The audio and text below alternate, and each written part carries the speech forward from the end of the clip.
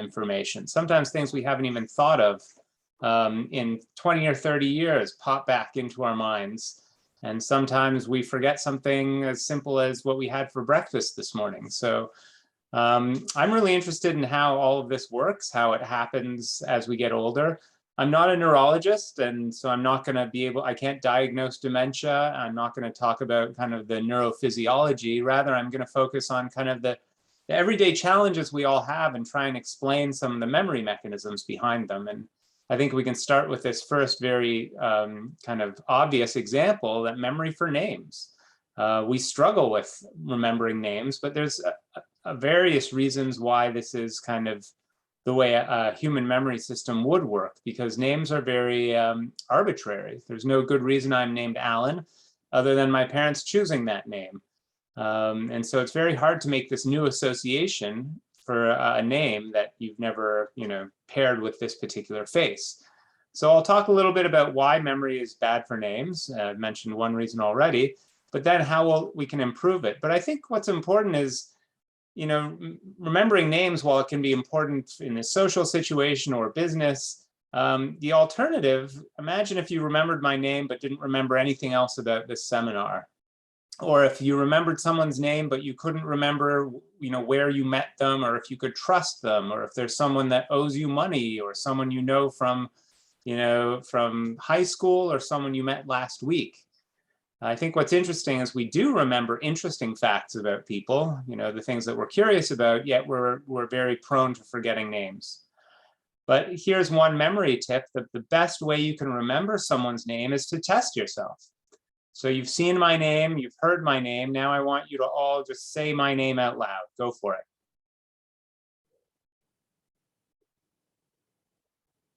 Okay, thank you. I know a lot of you are on mute, but now you've had a chance to say it.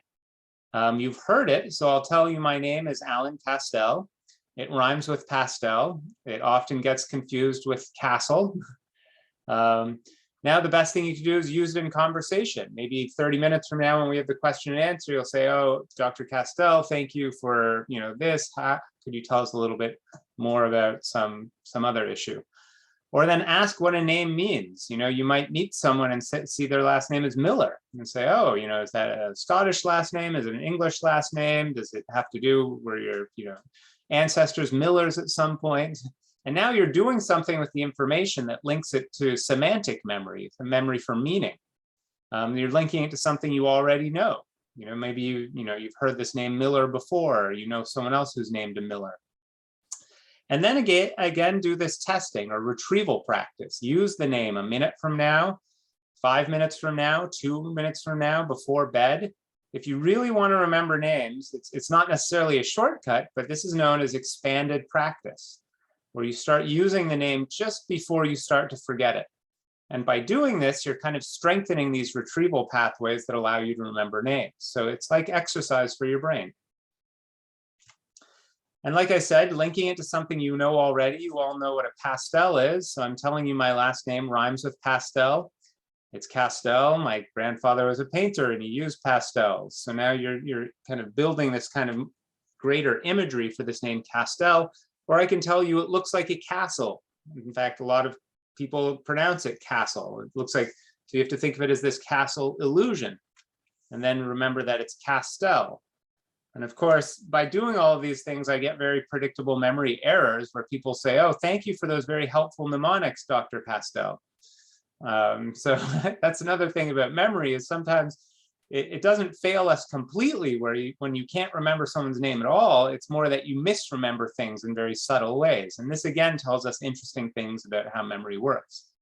But probably the worst thing you can do to remember names is just look at people's name tags and do nothing. And so that's kind of what happens when we wear name tags. We don't do anything with the name, and as a result, we'll forget it very quickly.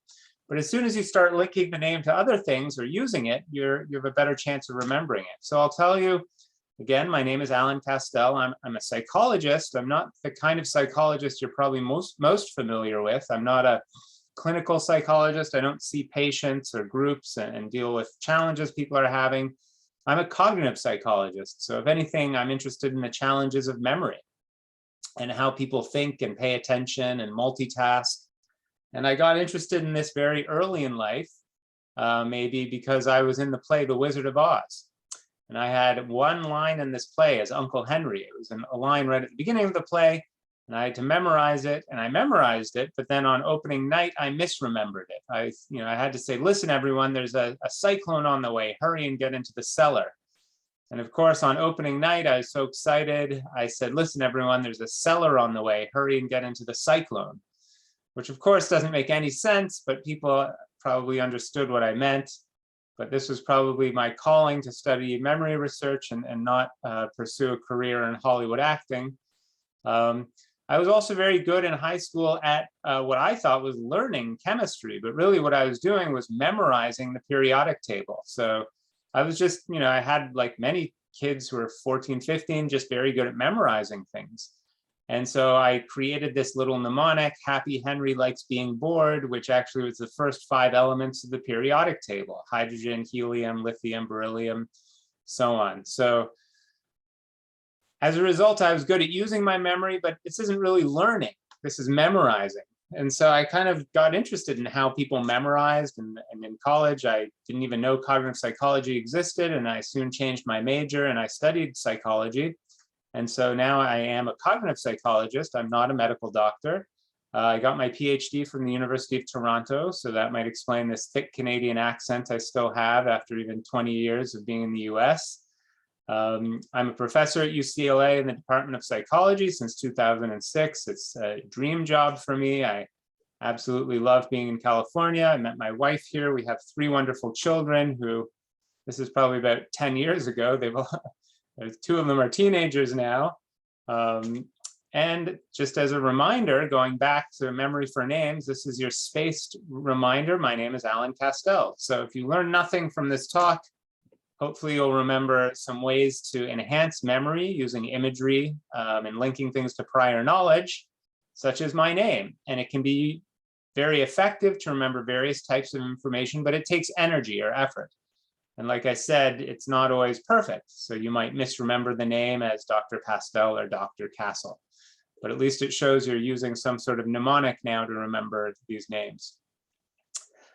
So what I'd like to talk about today are kind of some myths about aging. I think it's really interesting because there's a paradox when we talk about old age, in that a lot of new research shows that how we think about aging might not always be correct. And in fact, what a lot of people think, especially younger people, is that as you get older, things get worse, declines occur. And while that might be true for things like hearing or maybe vision, it's not the case for everything. And in fact, sometimes it's quite the opposite. And I'm sure you can speak to this more than I can in terms of experience, but there are myths about aging. And our expectations regarding aging, whether they're negative or positive, can influence what happens to us in older age. So this is a very psychological perspective, suggesting that, if we expect something bad to happen, or if we think there's going to be declines, we might not behave in ways that then allow us to enjoy old age, or maybe not do things that are very healthy that allow us to be, functioning well in old age. And what's interesting, some of these paradoxes, is something called subjective age. So after the age of 40, if you ask people how old do they feel, people actually report feeling younger than their actual chronological age. It's a strange question to ask. We usually ask people how old they are, but if I ask you how old do you feel, most of you, depending on the day or how much energy you have, might not actually feel your age. In fact, people often report feeling about 20% younger than their actual age. And the reason this is interesting, we're not just deceiving ourselves, is that this subjective age is a better predictor of health and longevity, more so than our actual biological age. So it's certainly true, some people do feel their age, or feel, if they're frail or not doing well, but I think we need to check in with ourselves that to feel, how old we feel might influence what we do. And again, this relates also to attitudes about aging. That if you have a positive attitude about aging for certain things, you might then engage in activities that will serve you well. And then another myth is that it's not that older people are grumpy and depressed. In fact, levels of clinical depression are higher in college-age students than they are in healthy older adults. And so this is something that might surprise some people. And then the best brain exercise, people will often ask, is it crossword puzzles? Is it doing Sudoku? We'll talk a little bit about that today, but the best brain exercise is certainly mental exercise, but also physical exercise. And a lot of research has shown that to improve memory, you need to be doing things like walking or balance training. And then this last point, which many of you are probably experiencing or familiar with, that retirement can be great. It can be something to look forward to, but it can also be very challenging, especially for people who have had very demanding jobs or gratifying jobs. There's this various stages of retirement where people have to start, doing things or making an effort to adjust to retirement. And that's sometimes, again, surprising maybe to younger people because, in the media, we're often, challenged with saving for retirement or financial concerns regarding retirement, but we're not prepared to think about some of the psychological factors that might accompany retirement. So I think that's something else I'll talk a little bit about today. And just to show you this in kind of a graphic form, this is some of the challenges people experience as we get older, but also the expectations versus what people actually experience as they get older. So these left bars show what, younger people, if you want to classify younger below 64, it's a very arbitrary cutoff.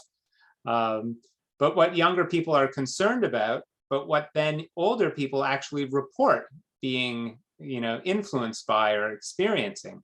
And you can see there's a bit of a gap here.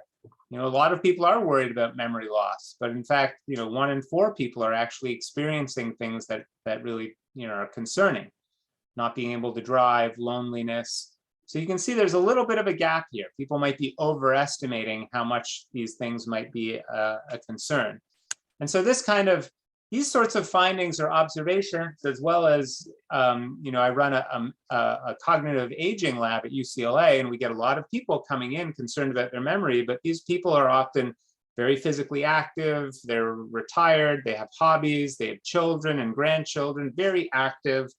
And it made me very inspired to kind of look at what people report regarding old age versus what the research kind of shows. And that's the basis for this book, Better with Age, The Psychology of Successful Aging. And so if you're looking for resources, that's the reason I wrote this book, is to provide kind of up-to-date resources on issues regarding memory, retirement, habits, brain training, but also talking to individuals about their experiences. And some of these individuals are, people who've retired or have struggled with retirement. And I think some of these messages become clear when you talk to individuals, not just when you read about research. So again, most people feel about 20% younger than their birth certificate age. I think that's kind of surprising. Feeling younger might make you act younger, for better or for worse, let's say. But we can have memory concerns, and we might then engage in something known as stereotype threat. So this is something that can happen, if I say, I'm going to test your memory, and then I ask you how old you are. You might then feel like, well, I just said I'm 65 or 70 or 82, and now I'm going to get my memory tested by a younger person using a computer. You might then underperform because you're performing, in line with a stereotype that exists in Western culture that memory declines with age.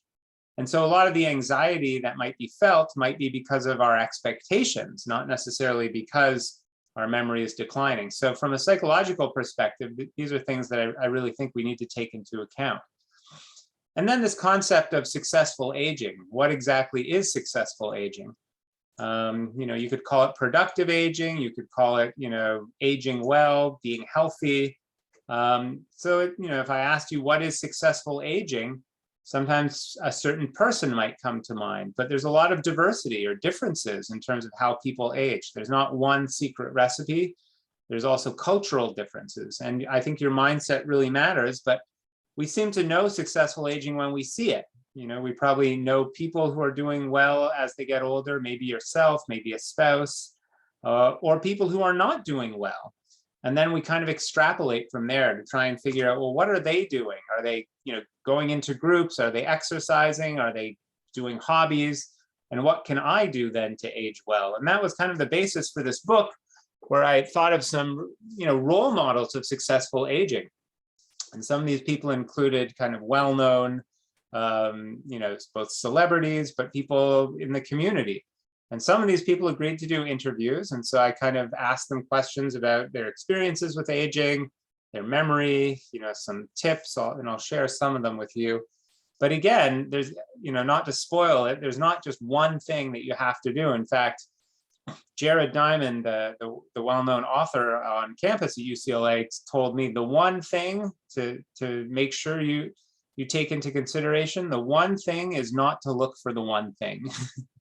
And I think that's important, because there's not just one thing, there's probably a collection of things, and that's really important. And again, a lot of diversity. This is actually not a photoshopped image. This is a person who lived well beyond 100 years old.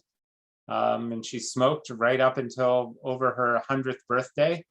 And so if you're interested in learning, this is also in the book, but it just shows that even though we never, suggest that smoking is a habit that would lead to longevity, it doesn't mean that it's going to prevent people from living to this certain age. And again, she had some very good psychological habits, being very positive, having family around. I also got to interview John Wooden, who many of you might know as the famous basketball coach. He lived to age 99. When I asked him about tips of successful aging, he said, stay busy, stay active, and stay positive, but also have some variety. So I think that covers, many things I'll talk about today. And this is the statue outside Poly Pavilion. So all of these, interviews that I've done are combined with some of the research that I'm going to talk about in this book, Better with Age. So if you're interested, that's where you can find more about this. But really, kind of as a snapshot for what we talk about in terms of successful aging, it probably involves the overlap of several really important things. The first one is minimizing risk of disease or disability. So we want to stay healthy physically. Also maintaining cognitive and physical function. So this is getting a little more psychological. And then the last one is continued engagement with life. And that's a little vague, but has, a lot of psychological components. How do we, when we retire, how do we stay engaged in things that keep our brain active? Maybe it's family, maybe we take up hobbies. What are these things that then lead to successful aging? And it can be a challenge for many of us. So this is a cartoon someone shared with me. It's hard when you retire or walk away from something, especially if you were rewarded for that, or if you had a lot of, social connections. A lot of people will report that at their job or workplace, I think we noticed this during COVID, people miss the social connections that they had with coworkers. But as we get older, we kind of need to make some important decisions. And some of these decisions are kind of based on a balance, having a balance of things, know what things interest you and what things don't, and also emotional regulation, knowing when to walk away from things when you don't think it's going to be productive to engage. So again, these are all sorts of things that as we get older, we might take into account, as well as mood. And so this is something I talked about earlier, that many people, especially younger people, think, college is the best time in their life, or as we get older, we're less happy. In fact, that's not the case. So Mark Twain said, wrinkles should merely indicate where smiles have been. I thought that was a nice kind of way of indicating that, as we get older, we have had a lot more experience. And it might be a surprise that college students actually report higher levels of depression than healthy older adults. And this is a graph that kind of depicts some of this research. Of course, it's challenging to do this research because a lot of this is self-report. You ask people how happy they are, and you're asking people at different years. You're not following the same people because this would take 50 years to do this research. But a lot of research has shown this happiness curve. And this shows that if anything, there's a dip in happiness, well, right around my age, I think 46, 47. But for me, it's actually kind of uplifting to know that maybe it gets better with age. And of course, that's the title of the book, with happiness rates in this case peaking around 74. And I think they could go higher. It's just, at some point, there's also some physical challenges that make it difficult to do things that might make us happy. So a lot of interesting research showing that, happiness can improve with age. And we might show it differently. Smiling and laughing is good for your health. Smiling and laughing is contagious. So it's important to be around people, not that are laughing all the time, but people who make you feel good. And there's some kind of interesting research. I like this research because it used baseball cards to look at whether smiles can predict longevity. And what they did is they took older baseball cards and they looked at people's level, kind of their intensity of their smile. So this is like a retrospective study going back in time, looking at the level of smile, the intensity, and then seeing how long these baseball players lived. And they tried to kind of control for things like income and how good they were at the sport.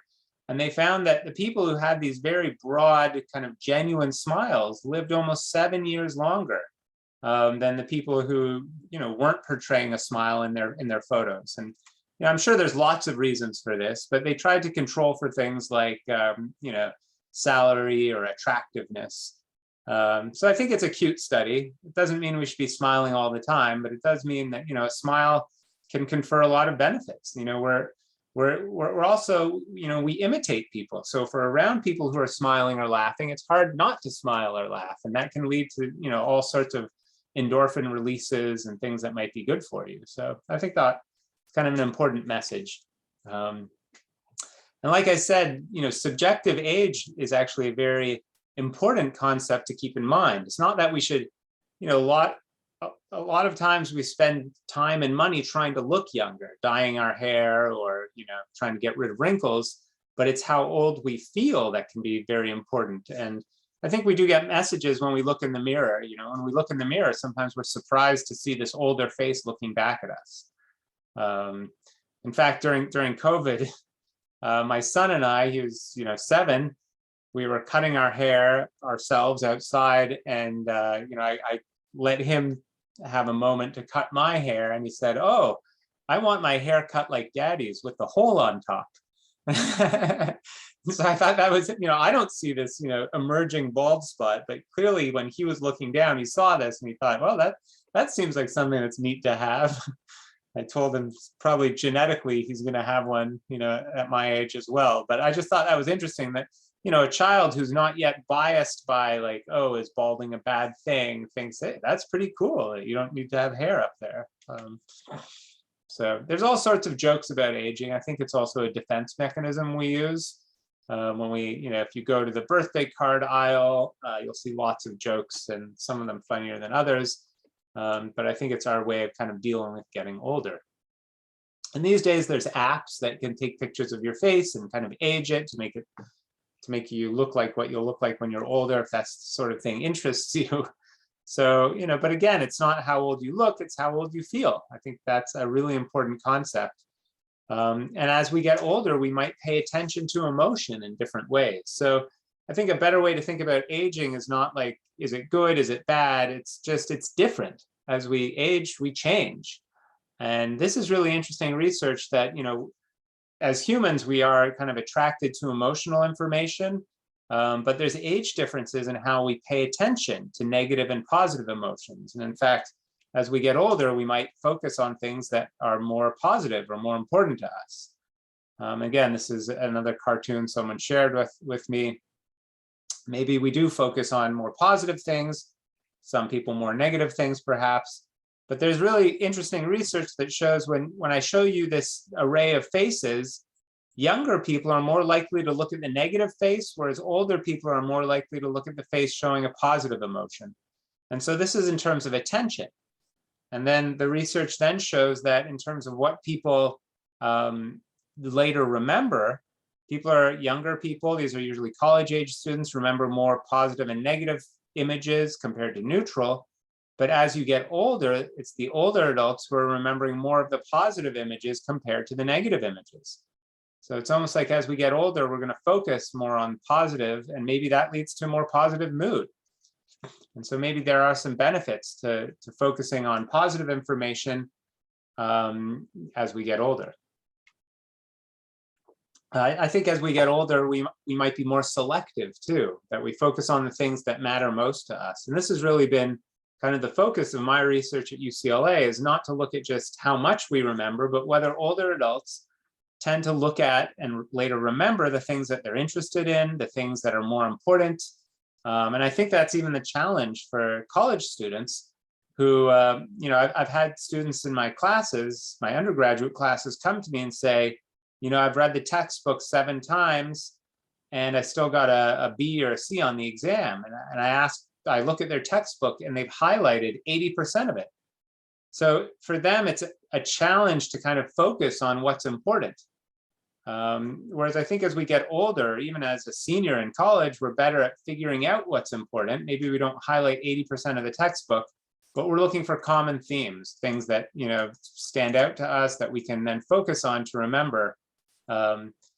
And this is something that I even noticed with my grandparents as they got older, that they'd forget my brother's name and my name. They get us confused, but they could remember the prices of groceries they bought at the store last week. They could remember them, very accurately. So we actually designed a task where we present people with grocery items and prices. So you can play along here. I'm going to show you a couple grocery items and prices, try and remember them for a later memory test. So here's the first one. But here's another one, and some of you might be shocked to see this price. And then there'd be like some sort of delay, and now I'd ask you to recall the price. So can you recall the price of the cornflakes? Okay, I see some $3.99s, good. And then how about the ice cream? Well, some of you are like, well, that must have been Whole Foods prices, or I would never pay that much for ice cream, even I like it that much. And that's what we found, is that the older adults were very good at remembering this price of the cornflakes because it makes sense. It's what you might expect to pay, but older adults would not be able to remember this as accurately. What they would remember is that it was overpriced. So you're kind of remembering things more generally. If it doesn't make sense, you'd say, well, I wouldn't buy it, or it was around $17. And so I think that's an important thing as we get older, that we kind of focus on the things that make sense, and the things that don't make sense, we'll remember them in this kind of more general way. And I think that's important because as we get older, we do want to focus on the things that are most important to us. This is, again, another cartoon someone shared with me. I don't know if there's an evolutionary reason that we'd want to focus on like important dates or appointments. It's okay if you forget certain things, but there's certainly some things that are going to be more important than others. And this is also what we found in some of our research, where we present words paired with point values, and the point values indicate how important it is to remember each word. So we tested college students and then kind of healthy older adults over the age of 65. And what we found is what I think is very interesting. There's no age-related differences for the important information, for the highest value words. But these age-related differences emerge for the lower value words. And so I think that's a good way to conceptualize what happens as we get older, that maybe we're better at focusing on the things that are important, maybe at the expense of things that are less important, whether it's grocery prices, whether it's weather, whether it's people we've met. We just kind of don't need to remember those, but we do want to remember, the 2 or 3 things that really need to focus on. And some of this is attentional, like in our world, there's lots of information we're exposed to, and we have this amazing human brain that just tries to make sense of everything. So I'll give you a quick demonstration of how we are really focusing on making sense of things. Just read these 3 sentences out loud.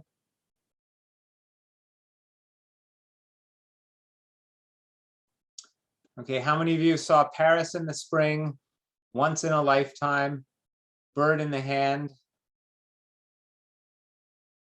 Okay, so now some of you might notice there's actually a typo here, though. It's Paris in the spring, once in a lifetime, bird in the hand. You see those repeating words? You have to slow down and do it. Sometimes it takes a second to.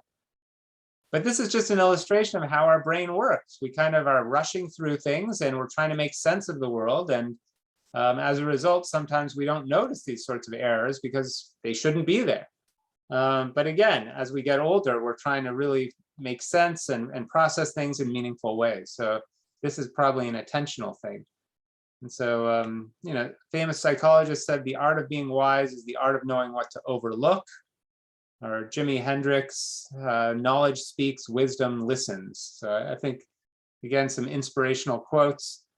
I wanted to then spend a little bit of time towards the end here talking about kind of some things we can do to ensure that we age well. And so I had a great interview with John Wooden when he was alive.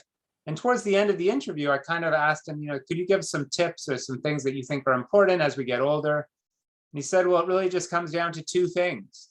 And I thought, oh, wow, he's going to tell me the two important things. And he said, well, I'm not just going to tell you, I'm going to have you guess. So he asked me to guess the two most important words to him in the English language. And instead of me telling you, I'm going to have you guess as well. So I don't know if you want to turn on your microphones or just at least try and guess yourself. This is a good learning exercise. Oops, sorry about that.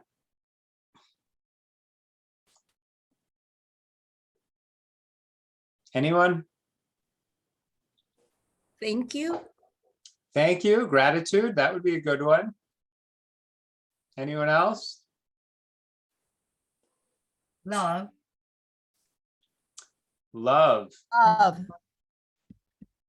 Love and friendships.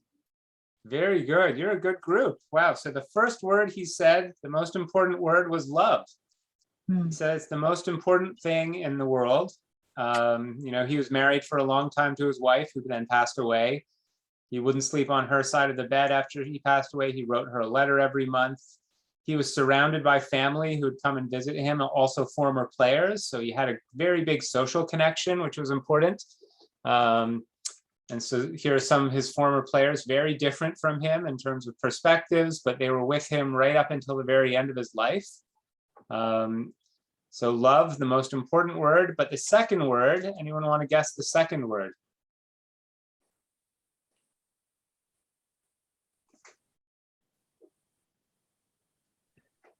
Caring. Anyone else? Activity. Laughter. These are all important, and I'm sure he would say they're important. Balance. Balance, yes, thank you.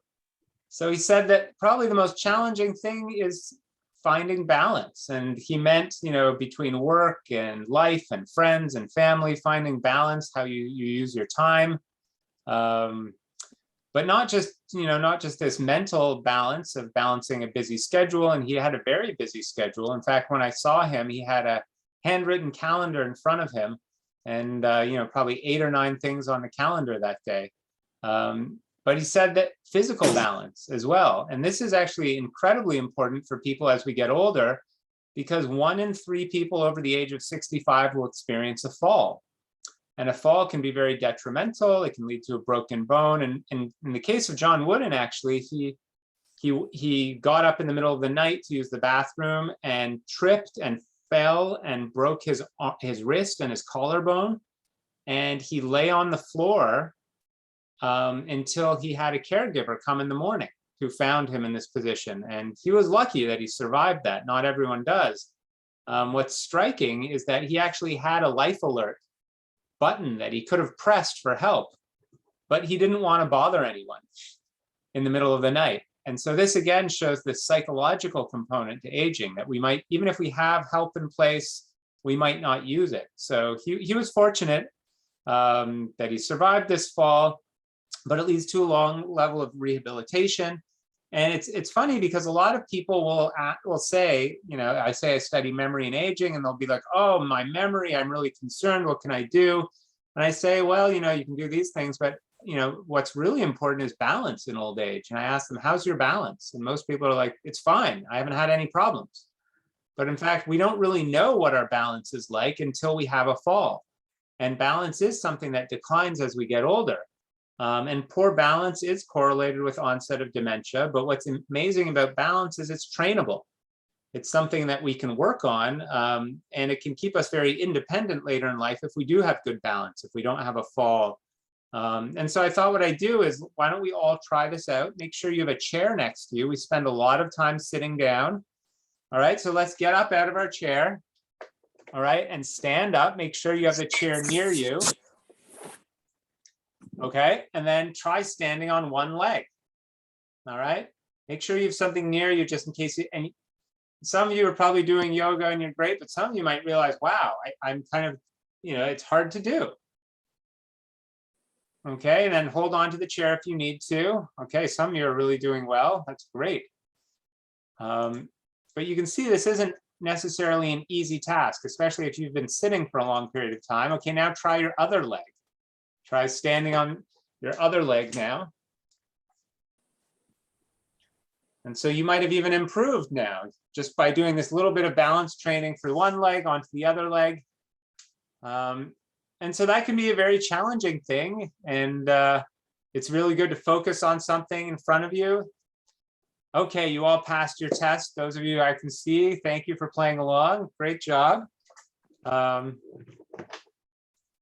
that's an important thing to do. And in fact, I spoke with one older adult and she said, I do that every morning. She said, while brushing her teeth, she'll brush her teeth for 1 minute standing on one leg and then switch to the other leg and brush her teeth on the other leg. And so that was her way of kind of keeping her balance and having a routine to do it every morning. I wouldn't say, a fall in a bathroom is actually the worst place to fall because there's a lot of hard surfaces. So I wouldn't.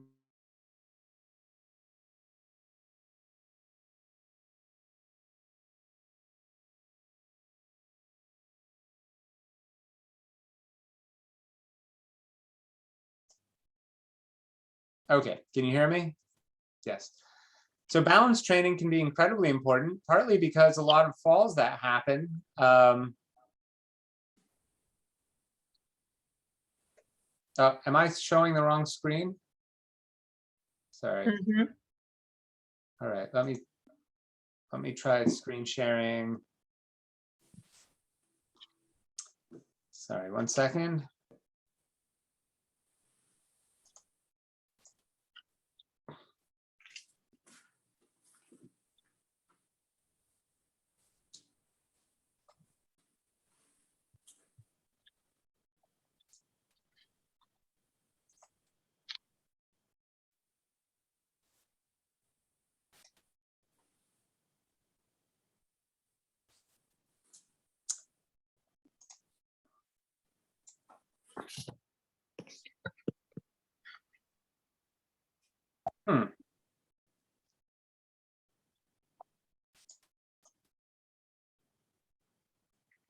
Alan, you should have the option to change to presenter view. Okay, I can hear. how's that? There we go. Yeah, there we go. All right, sorry about that. Thank you for letting me know. Right, so I think balance training is incredibly important. A fall in later life can reduce, result in need for rehabilitation programs, long-term care, can even lead to premature death. So I think when we talk about brain training, I think probably the most important thing of brain training is balance training. And the balance, balance is something that your whole body contributes to, but it's also governed by the cerebellum, kind of the very, very primitive portions of your brain. And so just this simple thing of standing or trying to stand on one leg can result in some big improvements in brain training. And of course, I think balance training might even be more important than brain training. This is Jack LaLanne, someone else I got to interview for this book. Famous TV fitness trainer. So really before. kind of a simple thing. You don't need weights at home. You don't need to go out, for 3 hours and do extensive exercise. Some of this balance training can be incredibly important. And I think balance training, can be even more important than some of these computer-based brain training games, which can lead to some improvements in cognition, but they don't transfer over to the things that you often care about. So just because you're getting better at some of these, games on your phone or computer-based games, it doesn't mean you're improving your memory more generally, that you'll be able to remember names or where you put your keys. And if anything, it probably leads to more screen time and less time for other activities that, a lot of research now shows enhances memory and cognition. And one of the best activities, and if there's one thing you'll remember from this talk, I think it's this slide. The best activity you can do to enhance your memory is physical exercise. And this is really good research because they randomly assigned people to walk 3 days a week for 40 minutes or stretch for 3 days, 40 minutes. And then they looked at people's, they did some neuroimaging to look at people's brains at 6 months and a year later, and also some tests of memory and cognition. And they found the hippocampus, the part of the brain that's really involved in a lot of memory tasks, it usually shrinks by about 1% every year after the age of 50. And that's what they found in the stretching group here. But in the walking group, after 1 year, it actually increased in volume by 2%. So really impressive that your brain is actually changing and growing as a result of physical exercise. And it's not that stretching isn't good, but it doesn't get the same amount of blood flow, to your brain. And it probably results, if you're walking, you're doing physical exercise, you're probably sleeping better. And we know sleep can be really important for memory formation. So, I think this is probably one of the best studies, again, randomly assigning people. It's not just self-report. And a lot of research has supported this as well. So I think if there is one thing, it's probably physical exercise. But again, the one thing is not to look just for one thing. I think another thing is staying curious. Einstein said, "I have no special talents. I'm only passionately curious." My guess is he did have some special talents, but I think being curious, just being at this talk today and going to these talk series keeps your brain active. It results in neurogenesis. So we did a study on curiosity and learning here at UCLA. We asked people, how curious are you to learn the answers of each of these questions? So what was the first product with a barcode? But we asked people to rate how interested you are in learning this, because some of these things you might not care about. What was the first instrument invented to sound like singing? And then you just rate it on a scale of 1 to 10, with 10 being you're very interested, 1 not at all. The first nation to give women the right to vote. Again, you'd give a rating and then I tell you the answers. Anyone want to guess any of these?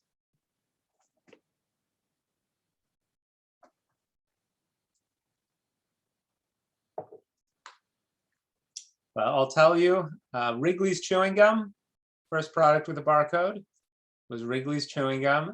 Instrument invented to sound like singing was the violin. And the first nation to give women the right to vote, this one might be a surprise to some of you, it was actually New Zealand. Okay, so some of them you might be more interested in or more surprised about.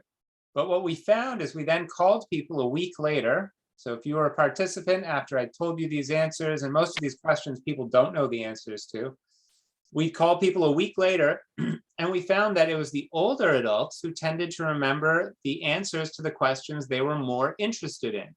The younger adults didn't show this relationship. So it seems like as we get older, we're more selective in terms of what we want to remember. We remember the things that are kind of important to us. And I think it could also be because if we make errors, taking a guess is better than just being told something. So maybe telling your friend the answer of something you just learned is going to help you because you've learned it. Sharing the information with other people, not just passively reading or listening. So this sort of thing is kind of deeper learning, errorful learning, than telling other people. All of this can enhance the learning process. But before I end, I just want to tell you also that something that's increasingly concerning, and these are scams. These scams target all of us. Fraud is everywhere, especially during COVID. You'll be getting phone calls, emails, romance, you've won a prize, you've skipped jury duty, you need to pay a fine. All of these things rely on some really kind of terrible principles that if you rush people, if you tell them they've won something, they might be helping a family member. Maybe you've gotten these phone calls where it says your granddaughter is in jail in Mexico and you need to send bail money. And these scammers know because they look on Instagram or Facebook and they see that your granddaughter is in Mexico. And she's posting pictures. And all of a sudden you've lost your rational brain and you're focusing on the emotional needs here. And all of us are now prone to making decisions we wouldn't normally make. And this happens for people who are highly educated. People will feel very helpless. They'll feel shame if they've been scammed, so they won't report it or tell others. So learning to recognize a scam is incredibly important. And I think it's challenging because scams are always changing. There's always new ones out there. There's a student loan scam now where, all these student loans, there's, being forgiven. Now people are calling students and saying, we need your social security number. We need it today to process your loan rebate. And all of a sudden these students are getting scammed. So you really have to be careful. Sometimes you just shouldn't answer your phone or say, I'll call you back in 5 minutes. No need to rush. Look before you leap. It's a growing concern, not just for older adults, for everyone, but that could be a whole other presentation. So in summary, I just thought I'd kind of go over some things, some that we've talked about, some that we haven't, some kind of things that are definitely good for aging. Walking, socializing, balance, speaking another language can be beneficial. Playing music, attitudes about aging, having a positive attitude, being curious, getting good sleep. These are all important things. Things that, brain training, it depends on the type, doing crossword puzzles, eating blueberries, red wine, chocolate, coffee. There's always a study showing some benefit, but there's probably other things you can do. And if you're not a coffee drinker, you don't drink red wine, you probably shouldn't start now just because one study says that there might be a benefit. Things like ginkgo, there's research not suggesting that it's all that helpful, but maybe there's a good placebo benefit. Smoking at 100, we'd never say that's good, yet people can. And then to summarize, I think if you really want to think of this in terms of remembering the ABCs of successful aging, A is for staying active, physically active, keep moving, keep thinking, but also having a positive attitude and adapting. B is balance. We did a little balance exercise, finding physical balance and also mental balance. This is incredibly difficult when you're working, when you're retired. And then C, connecting with friends and family, but also the things that interest you. And so I think if you summarize the ABCs of successful aging, that might be one way to think about things. And then it's just a note on COVID, because living conditions during COVID certainly led to greater loneliness and isolation. Often older adults were reporting this, but surprisingly, again, this is one of these interesting things. Younger adults seem to show heightened anxiety and higher levels of depression, especially during COVID isolation. So it might be that older adults show some level of resilience, having lived through more things in life. And so I think, again, these are interesting things to consider when we talk about aging. And, some of these messages are captured in this book, Better with Age, if you're interested in learning more.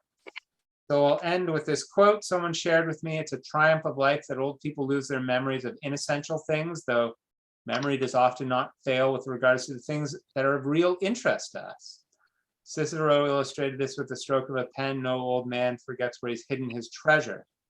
Although, sometimes it's hard to find your keys or your cell phone. So I'm sure there's some exceptions to that. So I'll end with that. Thank you for your time. I'm happy to take some questions or comments. You're welcome to follow up with me by email as well. So thank you very much for inviting me.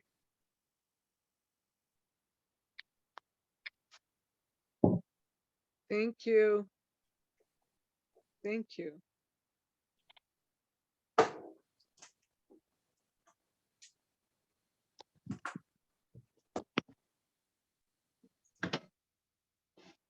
So there is a question as to whether the slides will be available. Would you be willing to share your slides so that we could pass them along to the participants? Yeah, I'd be happy to. I'll send them as a PDF because there's a lot of photos, but I'll send them to Maria for sure. That would be great, and we'll forward them to the participants. That's great. Thank you. Thank you. Are there any other questions? Well, you know where to Alan? find me, and you can find my book on Amazon. So if you have other questions, feel free to email me. Sounds good. I think you must have covered everything really well. Either I did that or covered everything really quickly. I do tend to speak rather quickly, but there's a lot to go through. A lot of interesting things happen as we get older. So Well, I Happy see to a give lot of another great presentation. feedback coming through. Thank you, thank you, thank you. I look forward to reading your book. This was wonderful. So maybe we'll give one more opportunity for questions. And if there are no more questions, we'll go ahead and close. Thank you very much, Alan. This was great. It was very nice meeting you. And thank you to all the participants for showing up for this informative Zoom presentation. And we hope to read your book and get your slides.